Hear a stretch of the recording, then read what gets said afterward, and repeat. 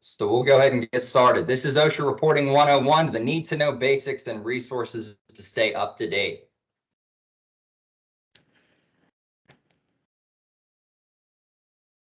Okay, so I am your speaker here today. My name is Brad Penrose. I am a safety professional with SOS Safety Solutions, working with Synergy Comp. I am a certified safety professional and certified industrial hygienist. So the recording and reporting occupational injuries and illness, that is 29 CFR Part 1904. And we're going to go through that here in pretty good detail. So organization of the rule is broken down into 7 subparts. You can see them listed here. Subpart A is the purpose. Subpart B is the scope. Well, what all is covered by this rule. Subpart C are the forms and reporting criteria. D are other requirements. E, reporting to the government. When do you have to report electronically? Subpart F is transition, and G is definitions. So purpose of the rule. The purpose of the rule is to require employees to record and report work-related fatalities, injuries, and illnesses. It's important to note here, recording or reporting a work-related injury, illness, or fatality does not mean the employer or employee was at fault, an OSHA rule has been violated, or that the employee is eligible for workers' comp or other benefits. The OSHA injury and illness record keeping and workers' compensation are independent of each other. So subpart B is the scope. 1904.1, there is a small employer partial exemption. We're going to talk about that here in a sec. 1904.2, industry partial exemptions. 1904.3 is keeping records for other federal agencies. So partial exemptions, employers that are partially exempt from the record keeping requirements because of their size or industry must continue to comply with 1904.39. That is reporting fatalities, amputations, the loss of an eye, or an inpatient hospitalization of 1 or more employees. So essentially catastrophic injuries. 1904.41, the annual OSHA injury and illness survey. There is the possibility that OSHA would reach out to you directly, at which point you would be required to provide them with your injury data. 1904.42 is the BLS annual survey, which is pretty much the same thing, just a different agency. So 1904.1 is the size exemption. If your company has 10 or fewer employees at all times during the last calendar year, you do not need to keep the injury and illness records unless surveyed by OSHA or BLS. So if you consistently have 8 employees throughout the entirety of the year, then you wouldn't need to record these. If you have even 10 employees at any given point throughout the year, you would. So the size exemption is based on the number of employees in the entire company. If you have multiple locations, each one of them has 5, you would hit that 10 threshold and would be subject to this requirement. It's important to include temporary employees who you supervise on a day-to-day basis. There are calculations on how exactly to do that, and which we're not really going to get into specifically here, but that information is available. So industry exemptions, all industries in agriculture, construction, manufacturing, utilities, and wholesale trade sectors are covered.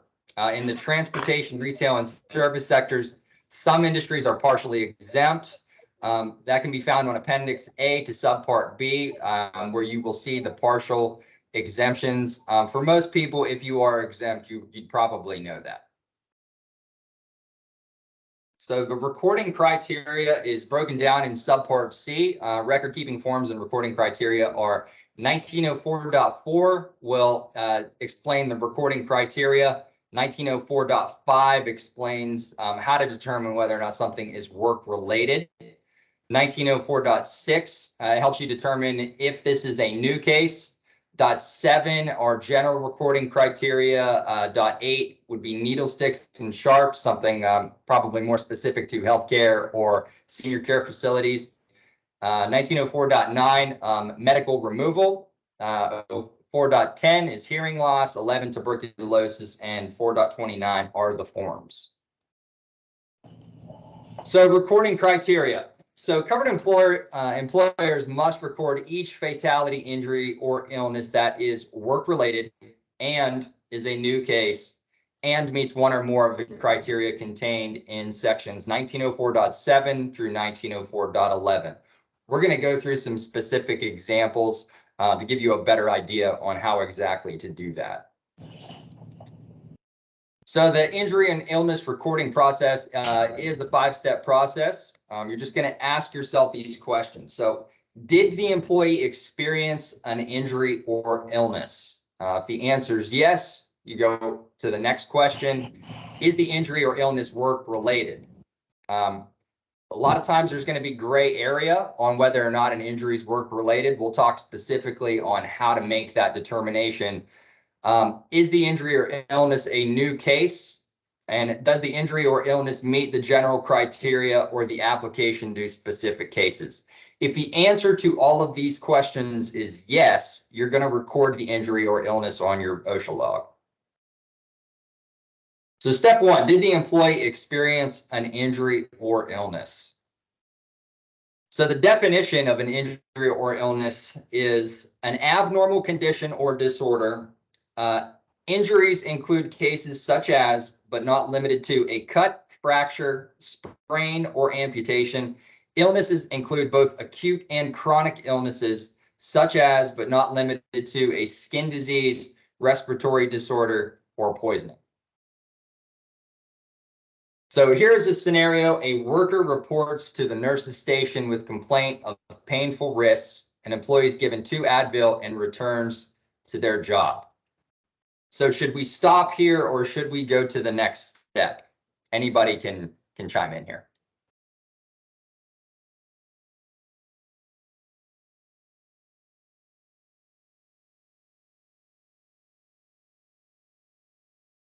Okay, we're gonna go on to the next step. There was an injury here. Somebody does have wrist pain. So scenario B, there's a chlorine gas leak at XYZ establishment and the 2 employees in the area are rushed to the hospital.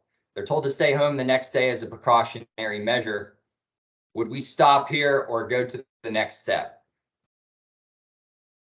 So in this scenario, it's going to depend. We're going to need more information. So we need to know if either employee exhibited signs or symptoms of an injury or illness. So the description here, they're told to stay home as a precautionary measure. If they are experiencing symptoms of an injury or illness, then we would go to the next step. If not, we would just stop here. Cool. So the next step here, is the injury or illness work related? Determination of work relatedness is discussed in 1904.5. Work relatedness is presumed for injuries and illnesses resulting from events or exposures occurring in the work environment, unless an exception specifically applies. The case is presumed work-related if and only if an event or exposure in the work environment is a discernible cause of the injury or illness or of a significant aggravation to a pre-existing condition. So 1904.5 discusses the work environment. The work environment is defined as the establishment and other locations where one or more employees are working or present as a condition of employment. The work environment includes not only physical locations, but also the equipment or materials used by employees during the course of their work. So 1904.5 also covers significant aggravation. A pre-existing injury or illness is significantly aggravated when an event or exposure in the work environment results in any of the following, which otherwise would not have occurred. Death, loss of consciousness, days away or days restricted or job transfer, or medical treatment. So exceptions, if you're present as a member of the general public, so if you own a retail store and somebody is there as a patron and gets injured, that wouldn't be considered something you would record on your OSHA log. Symptoms arising in work environment that are solely due to non-work related event or exposure, regardless of where signs or symptoms surface. A case is work-related only if a work event or exposure is a discernible cause of the injury or illness or of a significant aggravation to a pre-existing condition. So if an employee comes in and they're there through the end of their shift, and at the end of the shift, maybe they're working on their car in the parking lot or something of that nature, if they hurt themselves, that's not going to be considered work-related. Voluntary participation in a wellness program, medical fitness or recreational activity wouldn't be considered work-related. If you have a volunteer softball team, for example, if somebody sustains an injury during a softball game, that wouldn't be considered work-related as long as it's voluntary. Eating, drinking, or preparing food or drink for personal consumption. If someone cuts their hand while making lunch in the break room, that's not going to be considered work-related. Just kind of further clarification here. Exceptions: personal tasks outside of assigned working hours, personal grooming, self-medication for non-work-related condition or intentionally self-inflicted would not be considered work-related. Motor vehicle accidents in the parking lot or access roads during the commute, not work-related. Common cold or flu, mental illness, unless the employee voluntarily provides a medical opinion from a physician or licensed healthcare professional having appropriate qualifications and experience that affirms work-relatedness. An example of that would be something like if someone's experiencing bullying or something like that in the work environment, that could potentially be connected if a licensed healthcare provider deems it as such. So travel status: an injury or illness that occurs while an employee is on travel status is work-related if it occurred while the employee was engaged in work activities in the interest of the employer.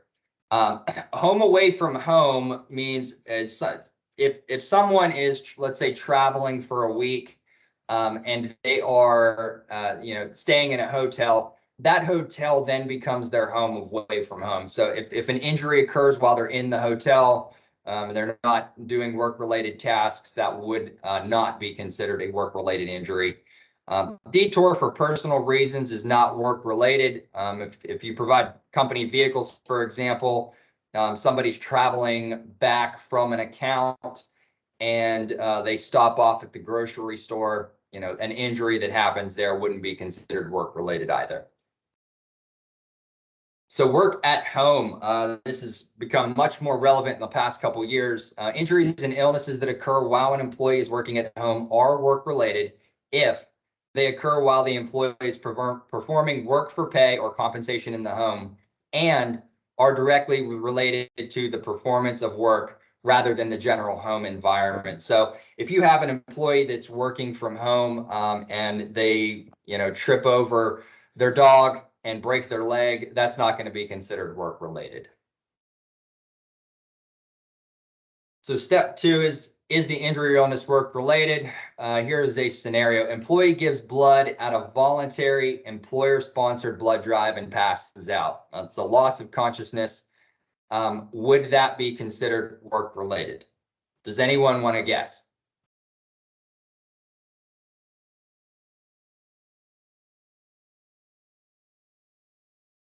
Since it's voluntary, would that be no? Correct. Yeah, you're going to stop here. This is completely voluntary. That would not be a work-related injury. The illness or injury results solely from voluntary participation in a medical, fitness, or recreational activity. So, scenario B: an employee sprains their ankle in a company parking lot on his way into work. Is that going to be considered work-related? Yes. So we're going to need some more information here. There is no exception that applies. So you are going to go on. Parking lot exception applies only to motor vehicle accidents during the commute. So if someone exited their vehicle, they're traveling into work, they're walking into work, that is going to be considered work-related. So scenario C: an employee slips and falls in a hallway, breaking their arm while working on daughter's science project on a Saturday, the employee's day off. This one's pretty easy.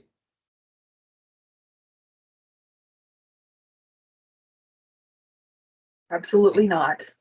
Yeah, that's definitely not work related. Okay, the next question, is the injury or illness a new case?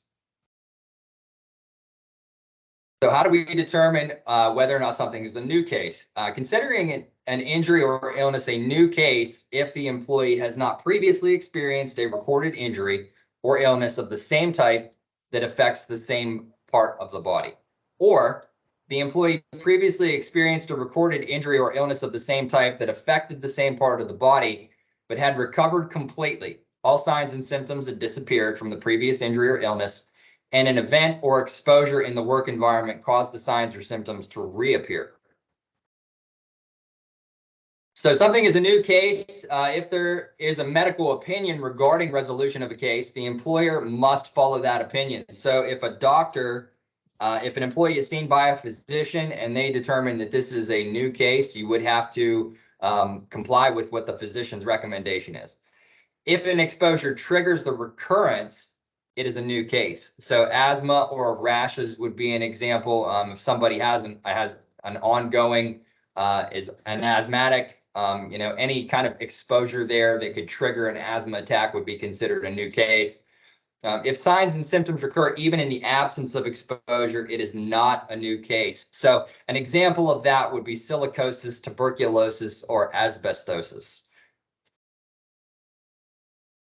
So scenario A, 5 weeks ago, an employee sprained their wrist at work and received support, prescription medication, and light duty. 2 weeks ago, the employee was back on a normal job and completely recovered. Today, 5 weeks after the injury, the employee complains of pain in the same wrist after moving some boxes. So is this going to be considered a new case?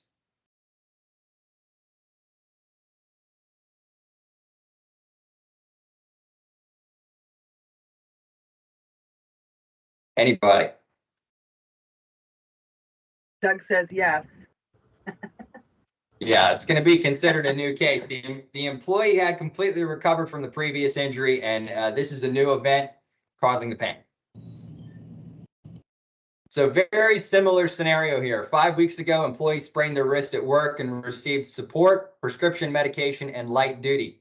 2 weeks ago, the employee was back on the normal job, but continued to take prescription medication. Today, 5 weeks after the injury, the employee complains of pain in the same wrist after moving boxes. So there's one minor difference here. Can anybody see what the difference is?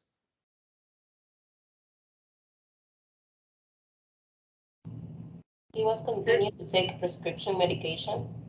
Exactly. Yeah, they're continuing to take prescription medication, so they haven't completely recovered. Now, if they haven't completely recovered, is this going to be considered a new case, or is this going to be part of the old case? Part of the old. Yeah, it's part of the old case. The employee had not completely recovered. You're going to update the previously recorded entry if necessary. So if there's any type of limitation that this employee has to, they go back on light duty, for example, you would then start recording that information under the light duty days recorded for the previous injury. So scenario C, an employee fractures their foot at work. Every 6 months or so, it bothers him and he's placed on light duty for a day or two. Is that going to be considered a new injury? Or is that part of the existing injury? It's part of the existing injury. Okay, so it's actually going to depend here. We're going to need some more information. So was the employee completely recovered? If they haven't experienced any pain at all in between those 6 months, then that would be considered a new injury. If they are experiencing pain in between there, then it would be part of the old injury. They wouldn't have completely recovered. Okay, but what is exactly completely recovered? Because sometimes the doctors give them the, you're good to go back to work, but the employees is still complaining of discomfort or pain or anything. So when is he completely recovered? When the doctor say it, when they say it? Yeah, that's a great question. for someone to be considered completely recovered, they would have to be without any symptoms. That's what the definition of completely recovered would be. Now, when you're recording on the OSHA log, you know, if someone is on a light duty, if they're on a job transfer and you're keeping track of that, the day they come off that job transfer, that would no longer be listed under the days, the days transferred. But as far as complete recovery, that would be the complete absence of any type of pain. According to the employee. Yeah, according to the employee, yes. Okay. Thanks. So does the injury or illness meet the general criteria or the application to specific cases? So general recording criteria is listed in 1904.7, and it says an injury is recordable if it results in one or more of the following: death, days away from work, restricted work activity, transfer to another job, medical treatment beyond first aid. We'll talk a little more in depth about that one. There's usually some questions there. Loss of consciousness or significant injury or illness diagnosed by a professional licensed healthcare provider. So 1904.7B3 discusses the days away cases. So record the case if the case involves one or more days away from work. Check that box for days away cases and count the number of days. An important thing to remember here is you do not include the day of the injury. That's not going to be considered a day away from work. So day counts, days away or days restricted, you're going to count the number of calendar days the employee was unable to work. You're going to include weekend days, holidays, vacation. Even if it's not a working day, it still counts. You're going to count the number of calendar days. So if something happens, you know, April 3rd, and they're restricted until April 30th, that would be 26 days. You're not going to count the 3rd. But all the days in between there you would count.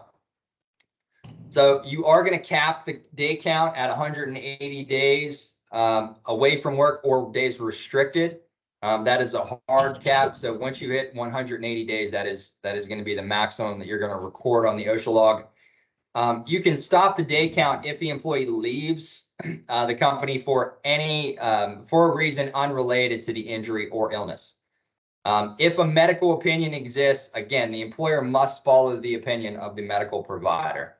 You know, whether or not, if an employee states that, you know, they're not hurt, but the medical provider says that they are, that would kind of be the opposite scenario of what we would typically see. But even in that scenario, you have to follow the opinion of the medical provider.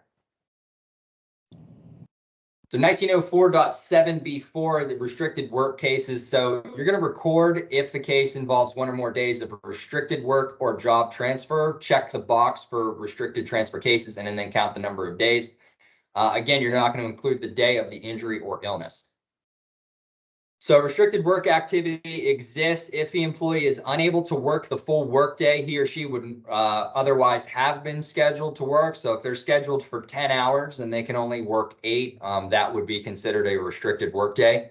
If they're unable to perform one or more routine job functions, that would be considered a restricted work case. If an employee's routine job functions or those activities the employer regularly performs at least once a week. So if somebody is on restriction, you know, and even if they're relatively minor, if there are tasks that they cannot complete, as long as they're scheduled to complete those tasks at least once a week, that would be considered a restricted work case. So a case is not recordable under 1904.7B4 as a restricted work case if the employee experiences minor musculoskeletal discomfort. You know, a minor muscle issue would not be considered restricted work. A healthcare professional determines that the employee is fully able to perform all of his or her routine job functions, and the employer assigns a work restriction to that employee for the purpose of preventing a more serious condition from developing. So if an employee is listed as, they've been seen by a physician, the physician determines that they're okay to return to work at normal capacity. But as a preventative measure, you're going to voluntarily put them under some task restriction where they're maybe not lifting heavier items or something as a means of preventing further injury that would not be considered restricted work. So job transfer is defined as an injured or ill employee is assigned to a job other than his or her regular job for part of the day. A case is recordable if the injured or ill employee performs his or her routine job duties for part of a day and is assigned to another job for the rest of the day. So if somebody can do their regular duty for 4 hours and then the second half of the day, they're put under different job tasks, that would be considered a job transfer. Medical treatment is the management and care of a patient to combat disease or disorder. It does not include visits to a PLHCP solely for observation or counseling, diagnostic procedures, or first aid. So what is first aid? This usually gets a lot of questions because there can be some gray area. So first aid is considered using non-prescription medication at non-prescription strength. So a typical over-the-counter 200 milligram ibuprofen would be considered non-prescription strength, but an 800 milligram is prescription strength. So as soon as you get into the prescription category, that's no longer going to be first aid. Tetanus immunization would be considered first aid. Cleaning, flushing, or soaking surface wounds would be considered first aid. Wound coverings, butterfly bandage, steri strips, first aid. Hot or cold therapy, first aid. Non-rigid means of support. So does anybody want to guess what non-rigid means of support means?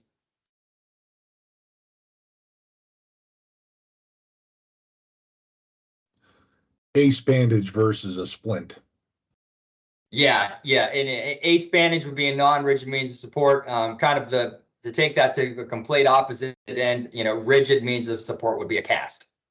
And at which point that would no longer be first aid. So temporary immobilization devices used to transport accident victims would also be considered first aid. If somebody is placed on a gurney out of precaution and they have the mats there to the side of their head to prevent them from moving as a precaution, that's not going to, that would still be considered first aid as long as there's no further diagnosis. So this is where it gets kind of interesting. So drilling of fingernails or toenails, draining fluids from a blister are considered first aid, which may seem kind of, to me at least, it seems like that would be a little more than first aid when you're actually drilling down into something.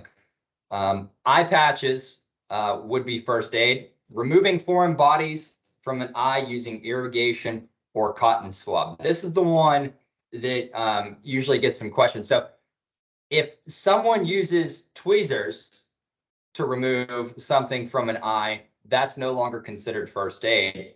But if you're using just irrigation or a cotton swab, a Q-tip, for example, that would be considered first aid, which seems a little strange that using tweezers to remove something from the eye would not be considered first aid, but drilling of a fingernail or toenail is. But we have to go by the OSHA definitions here. This is how we determine whether or not it's first aid for OSHA purposes.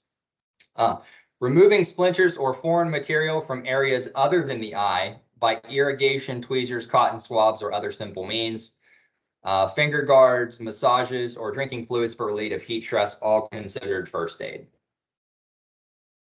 So loss of consciousness, all work-related cases involving loss of consciousness have to be recorded. That's very straightforward. Significant diagnosed injury or illness. The following work-related conditions must always be recorded at the time of diagnosis of a PLHCP. Cancer, chronic irreversible disease, punctured eardrum, or fractured or cracked bone or tooth. So bloodborne pathogens. You're going to record all work-related needle sticks and cuts from sharp objects that are contaminated with another person's blood or other potentially infectious material. This includes human bodily fluids, tissues, and organs, other materials infected with HIV or HBV, such as laboratory cultures. You would record splashes or other exposures to blood or other potentially infectious material if it results in a diagnosis of a bloodborne disease or meets the general recording criteria. So medical removal, if an employee is medically removed under the medical surveillance requirements of an OSHA standard, you must record the case. The case is recorded as either one involving days away from work or days of restricted work activity. If the case involves voluntary removal below the removal levels required by the standard, the case need not be recorded. So an example here, if an employee is routinely every year going for a fit test, they do a pulmonary function exam, and we're seeing some significant decreases in their pulmonary function capacity, that would be an example of medical removal. So hearing loss has to be recorded, and the case is where an employee hasn't experienced a standard threshold shift, and the employee's hearing level is 25 decibels or more above audiometric 0, averaged at 2,000, 3,000, and 4,000 hertz. These are generally the hearing range here, where typical speech is concerned. You can find more information about how exactly to determine this at 1910.95 G10I. It kind of gives you some more in-depth explanation, but your medical clinic is going to know what a standard threshold shift is.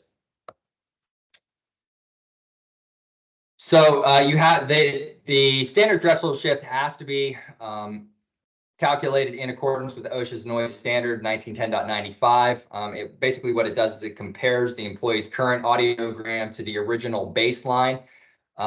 This is where it's very important to conduct. If you have a hearing conservation program, if you have someone that's exposed to high levels of noise, really anything above 85 dB, I would consider there where you're going to be required to have that observation.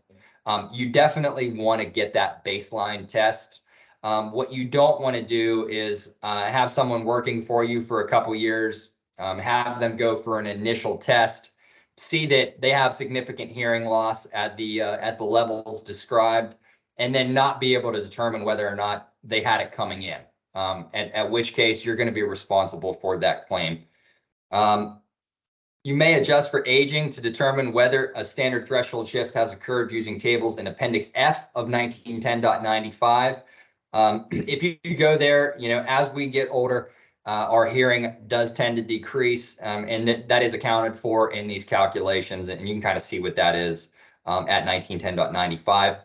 You may not adjust for aging to determine whether or not hearing levels is 25 decibels or above audiometric 0. Audiometric 0 just being what the perceivable threshold is for that frequency.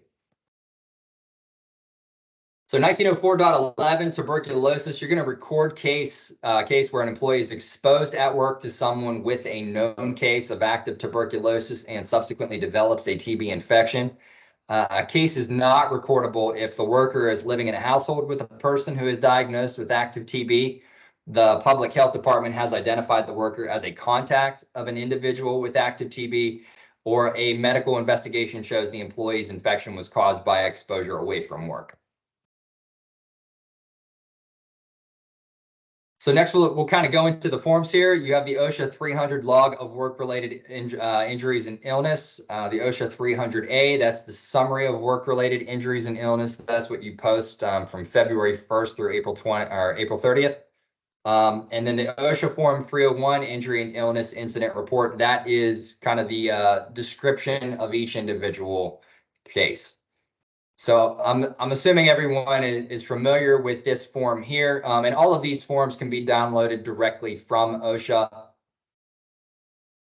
This is your log here. So this is where you would just give the overview of each injury.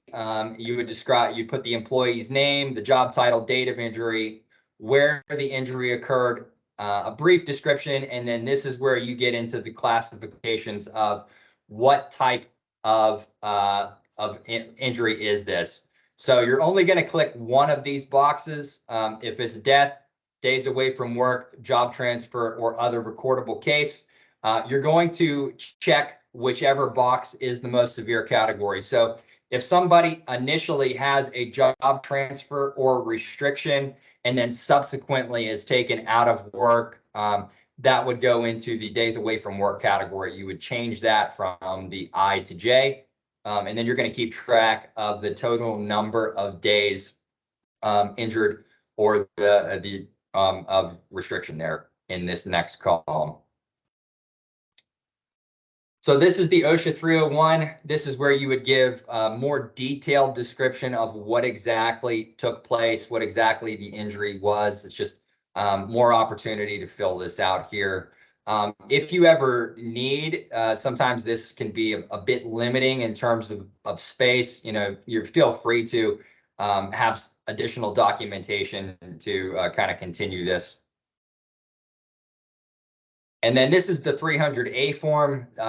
This would be kind of the sum total of the number of injuries you've had by type here. So total number of deaths, total number of cases with days away from work, etc. The total number of days away from work down here, number of days on job transfer description, kind of the breakdown of how many injuries were there by different type, you know, skin disorder, respiratory, poisoning. Those are all separate pieces of information. And then, again, this does need to be posted from February 1st through April 30th of each calendar year. So employers must enter each recordable case on the form within 7 calendar days of receiving information that a recordable case occurred. So in the scenarios that we talked about before, where we're not necessarily sure whether or not this is recordable, we need to be diligent to figure out whether or not this is a recordable case within 7 days, so we can be compliant with OSHA's requirements here. So an equivalent, if you have an equivalent form that has the same information, is as readable and understandable and uses the same instructions as the OSHA form it replaces, that is technically considered acceptable under the OSHA standard. To me, this, I think, would introduce some complications. I would always just use the OSHA forms directly. Forms can be kept on a computer as long as they can be reproduced when they're needed. If any, and we'll talk more about when exactly they could be needed, but if you keep them online and you don't have physical copies, as long as you can print them out quickly, and we'll kind of describe what the requirements of that are here in a second. So privacy protection, you're not going to enter the name of an employee on the OSHA Form 300 for privacy concern cases. You would just enter privacy case in the name column, and then you're going to keep a separate confidential list of case numbers and employee names. So what exactly is a privacy concern case? So an injury is considered a privacy concern case if the injury is to an intimate body part or the reproductive system, if an injury or illness results from sexual assault, if there's mental illness involved, if there's HIV infection, hepatitis, or tuberculosis, that would also be considered privacy case. Needle sticks and sharp injuries that are contaminated with another person's blood or other potentially infectious material, or if the employee voluntarily requests to keep their name off for other illness cases. So an employer may use discretion in describing the case, and if an employee can be identified, you know, if you have 15 employees in your company, it can be much easier to determine who that injury was related to. So if that's the case, you do have some discretion there in how much information you're putting on the form. If you give the forms to people not authorized by the rule, you must remove the names first. And there's going to be exceptions for auditors or consultants, workers' compensation or other insurance, and then public health authority or law enforcement agencies. So subpart D goes through some additional here. 1904.30, multiple business establishments. You're going to keep a separate OSHA Form 300 for each establishment that is expected to be in operation for more than a year. You may keep one OSHA Form 300 for all short-term establishments. Each employee must be linked with one establishment. 1904.31 talks about covered employees. Any employee on the payroll is going to be covered. Employees not on a payroll who are supervised on a day-to-day basis. So if you have temp workers that are being directly supervised by your staff, that would still go on your OSHA log. You're going to exclude self-employed and partners. That would also include contractors that aren't under direct supervision. Temporary help agencies should not record the cases experienced by temp workers who are supervised by the using firm. So the annual summary here again, this is the 300A. You will need to certify the summary and post the summary. So the annual summary has to be certified by either the owner of the company, an officer of the corporation, the highest ranking company official working at the establishment, or his or her supervisor. And this must be posted for a 3-month period from February 1st to April 30th of the year following the year covered by the summary. So retention and updating, all documentation needs to be kept for 5 years. You will update the OSHA Form 300 during that period. So injuries might take place in 1 calendar year and carry over into the next calendar year. You would be expected to update that accordingly. You do not have to update the OSHA Form 300A or the OSHA Form 301. So employee involvement, you must inform each employee how to report an injury or illness. This is critical. There has to be a way for them to quickly report a work-related illness, and you must tell each employee how to report the work-related injuries and illnesses to you. Employee involvement continued here, must provide limited access to injury and illness records to employees, former employees, and their personal and authorized representatives. You would have to provide a copy of the OSHA Form 300A by the end of the next business day. You'd have to provide a copy of OSHA 301 to an employee, former employee, or personal representative by the end of the next business day. You'd have to provide copies of the OSHA Form 301 to authorized representatives within 7 calendar days, and provide only information about the case section of the form. So prohibition against discrimination. Section 11C of the Act prohibits you from discriminating against an employee for reporting a work-related fatality, injury, or illness. This is a pretty big one. This could definitely lead to litigation if there is if it's determined that you discriminated against someone for reporting an injury. Section 11C also protects the employee who files a safety and health complaint, asks for access to the Part 1904 records, or otherwise exercises any rights afforded by the OSHA Act. So state plans must have the same requirements as federal OSHA for determining which injuries and illnesses are recordable and how they're recorded. For other 1904 requirements, state plan requirements may be more stringent. 1952.4 has been modified to reflect these concepts. We're not going to go into that though. Subpart E, reporting information to the government. So 1904-39 covers fatality and catastrophe reporting. .40, access for government representatives. 41, the OSHA survey, and 42, the BLS survey. So fatality, catastrophe, and reporting. So any fatality has to be reported to OSHA within 8 hours.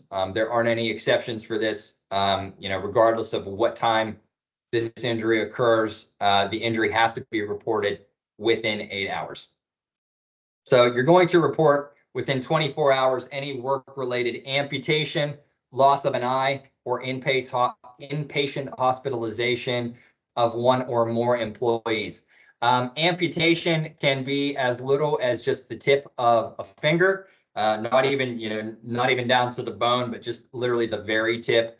So in any scenario there, you're going to want to do some due diligence on determining whether or not an amputation has occurred.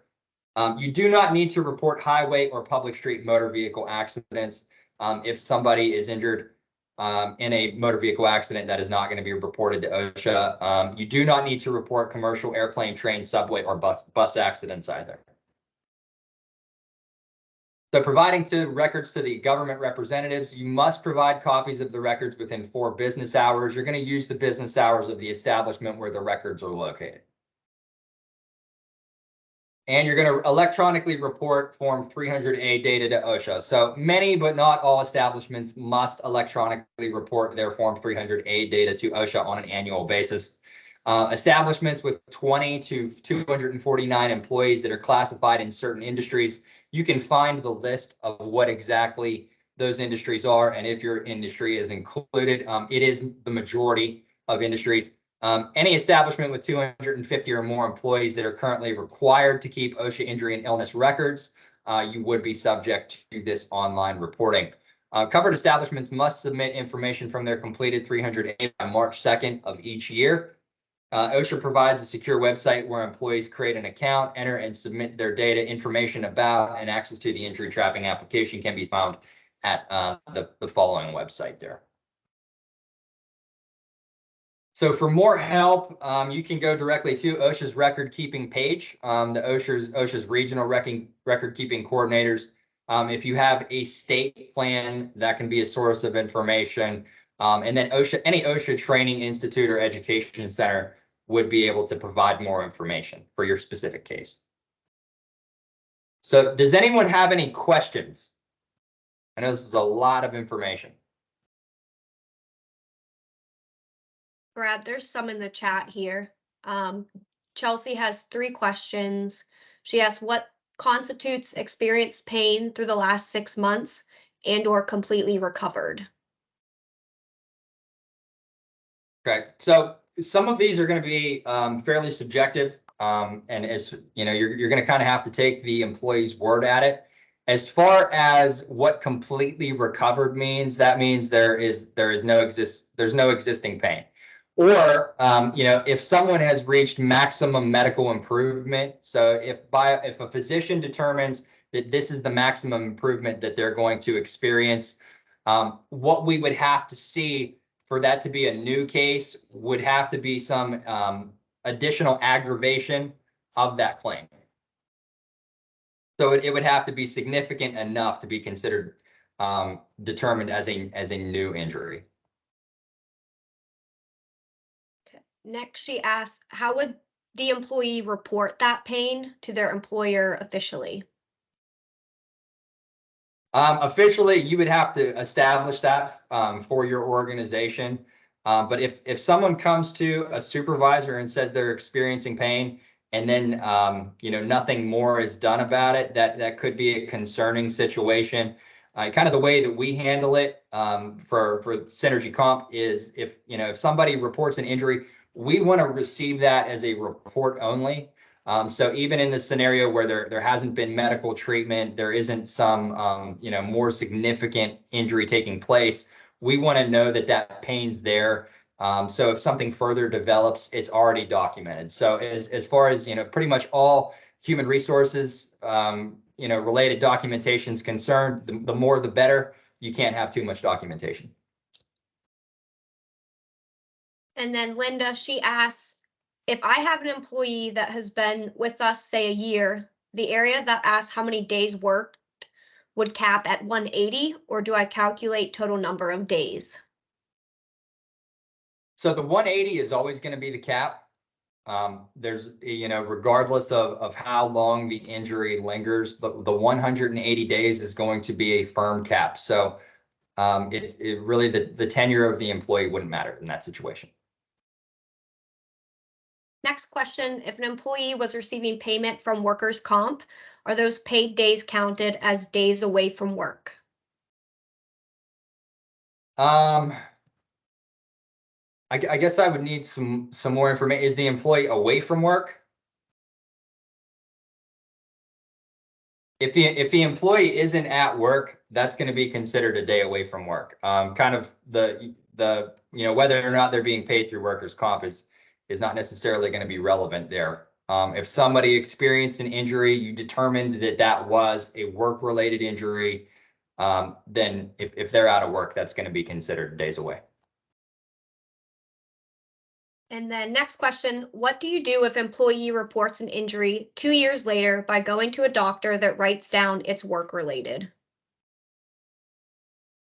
Yeah, that's a very extreme situation. I mean, if what you're describing would be something like a repetitive motion injury or something like that, there's going to be a lot of gray area. As far as it being 2 years later, I mean, I guess hypothetically you could go back and change your log to include that, but I would have a discussion with the doctor on whether, like, how exactly are they determining that this is work related from something that happened 2 years ago. You have no idea what that person's been doing in the last 2 years to determine that something was work related. And they would also just be taking the employee's word that what happened is what happened. So anytime there's an injury, and we go through this anytime we write a new account with Synergy Comp, we go through supervisor accident investigation training.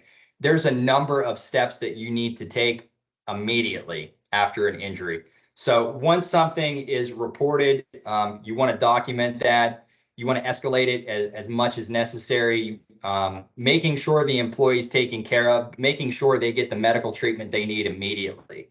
And the reason for that is we really need is the information as quickly as possible to determine whether or not that's work comp related. But also this would help determine whether or not this is work related in general. So anytime we receive a claim, our claims manager is reaching out, they're doing a background check. They're going to do an ISO search to see if there's been any injury outside of work, any medical treatment that was received.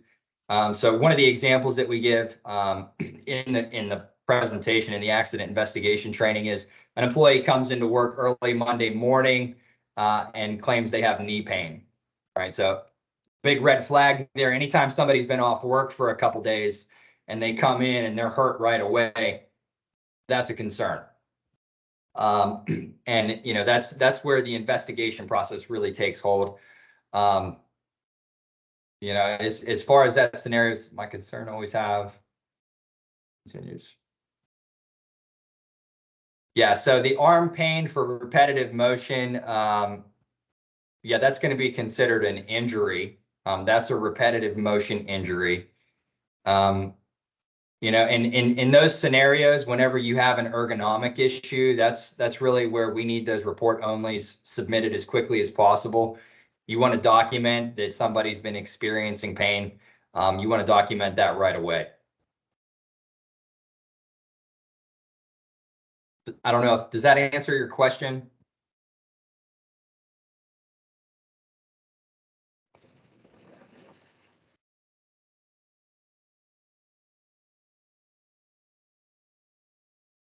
Okay. Any other questions?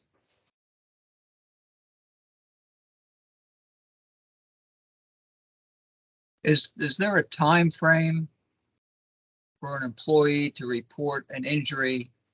Example being, employee does something on a Tuesday, doesn't report it, but then 3 weeks later comes back in and says, "Oh boy, you know, I was working with these boxes a few weeks ago and I felt a pull on my shoulder, but I didn't say anything, but now I think something." So is there a time frame where they have to report that at all? Yeah, there's I mean, as far as a hard time frame of that, that's something that you're going to have to determine for your organization at an administrative level. So what I would recommend in that scenario is if somebody claims that they have an injury, it can be difficult to disprove that. But you could use your progressive disciplinary policy to help enforce that. That would be a violation. You know, if you know, I definitely recommend in your progressive discipline plan, if you experience an injury and you don't report it, that is a violation. And that could be up to and including termination. But that's something that you would have to determine for your organization. All right, thank you. You're welcome.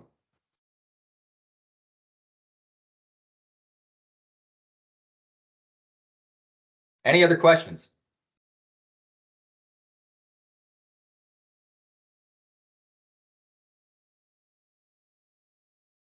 Okay. Well, thanks, everybody. I think we're right about an hour here, so we'll go ahead and conclude here for today. Take care. Thanks, Brad.